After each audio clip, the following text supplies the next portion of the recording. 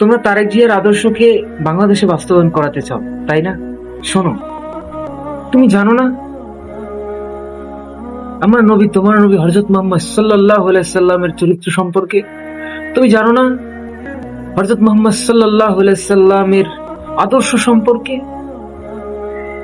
যারা তার আদর্শকে বাস্তবায়ন করতে চায় তাদের বিরুদ্ধে গিয়ে তুমি তারেক জিয়ার আদর্শকে বাস্তবায়ন করতে চাও, যে আদর্শতে শান্তি লেখা আছে, যে চরিত্র 100% গ্রান্টেড, যে আদর্শ 100% গ্রান্টি দেওয়া যায়, সেই আদর্শকে বাদ দিয়ে তুমি তারেক জিয়ার আদর্শকে বাস্তবায়ন করতে চাচ্ছ। তুমি ভাই বুঝো না ভাই, তুমি আসলে মূর্খ ভাই, তোমার মাথায় গোবর আছে। যেখানে হযরত মুহাম্মদ সাল্লাল্লাহু আলাইহি সাল্লামের আদর্শকে বাদ দিয়ে এই বাংলাদেশকে গড়তে চাও, সেখানে কিভাবে শান্তি আশা করো?